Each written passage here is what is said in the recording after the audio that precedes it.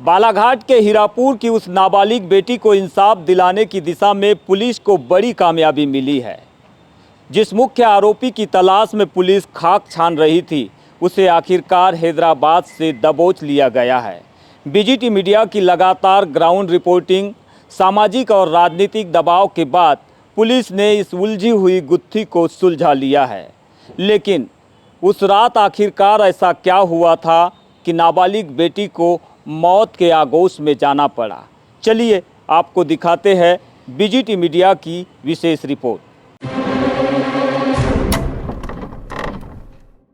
28 अप्रैल को जब 15 साल की हिना का शव पुलिया से लटका मिला तो सिस्टम ने इसे महज एक आत्महत्या मानकर जांच शुरू की थी। लेकिन बीजीटी मीडिया ने उसके माता पिता के आंसुओं और इस केस की संदिग्ध कड़ियों को दबने नहीं दिया। हीरापुर की तंग गलियों से लेकर अंजुमन शादी हाल की बैठक तक हमने हर मोड़ पर सवाल उठाए। नतीजतन पुलिस को सुसाइड की फाइल खोलनी पड़ी और आज नतीजा सबके सामने है। मुख्य आरोपी अजीत बाहेश्वर और उसका साथी लवकुश अब पुलिस की गिरफ्त में है। प्रथम दृष्टया घटनास्थल पे मैं वहाँ पर गया, उसके बाद हमने पोस्टमार्टम कराया। पोस्टमार्टम में डॉक्टर द्वारा एंटीमार्टम हैंगिंग बताया गया।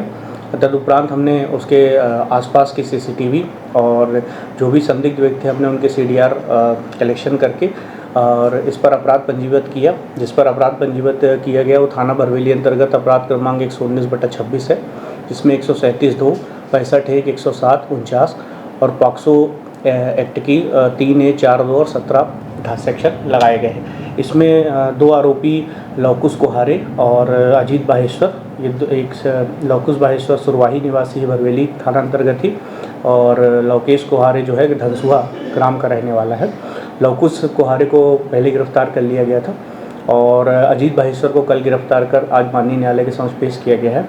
इन दोनों की आज पुलिस रिमांड ली गई है, जिससे कि उस केस के बारे में और एक दूसरे के से उनके कथनों को और तथ्यों को वेरीफाई कराया जाए। और ये जो भी चीज़ें थी मेडिकल द्वारा पोस्टमार्टम में जब्त की गई, उसको एफएसएल भिजवा दिया गया है फर्दर इन्वेस्टिगेशन के लिए। और अभी इन्वेस्टिगेशन में हमने दोनों आरोपियों की पीआर ली है और पीआर के आगे पूछताछ कर आगे आपको जो भी सूचना प्राप्त होगी वो आगे सूचित किया जाएगा। पुलिस की जांच में जो सच सामने आया है वह रूह कपा देने वाला है। जब हिना अपने घर लौट रही थी तो उसने अपने पिता को अपनी तलाश में भटकते भी देखा। डर और घबराहट में हिना ने अजीत को फ़ोन किया और मिन्नतें की कि उसे सुरक्षित घर पर छोड़ दे, लेकिन उसने साफ कह दिया मैं सो रहा हूँ और फ़ोन कर दिया। आत्मग्लानि और बेबसी के उस दोराहे पर खड़ी 9वीं पास कर 10वीं में पहुंची हिना ने अंततः घर के पास वाली पुलिया की रेलिंग से फंदा लगाकर अपनी जान दे दी।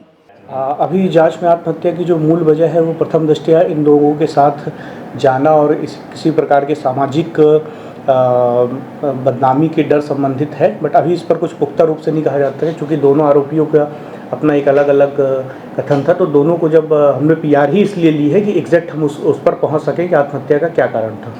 सर, इसमें दुष्कर्म वाली घटना सामने आ रही है, क्या ऐसा कुछ हुआ था जो उनके साथ? बिल्कुल, उसकी पुष्टि उनके कथनों द्वारा की गई है और बाकी उसकी जो साइंटिफिक पुष्टि है उसके लिए हमने एफएसएल ड्राफ्ट भिजवाया हुआ है। हीरापुर के उस एक कमरे के कच्चे मकान में रहने वाले बबलू खान ने अपनी इकलौती बेटी को बहुत अरमानों से पाला था। आज बेटी के जाने के बाद वहां सिर्फ सन्नाटा और सिसकियां बची है। मुख्य आरोपी अजीत और उसके सहयोगी लवकुश की गिरफ्तारी ने ये तो साफ कर दिया है कि अपराधी चाहे कितना भी शातिर क्यों न हो, कानून से बच नहीं सकता। हालांकि पिता की आंखों के आंसू आज भी पूछ रहे हैं कि क्या महज गिरफ्तारी ही काफ़ी है या इन आरोपियों को ऐसी मिसाल वाली कोई सज़ा मिलेगी जो दोबारा किसी बेटी की जान न ले सके। बचपन में तो मर जाती थी,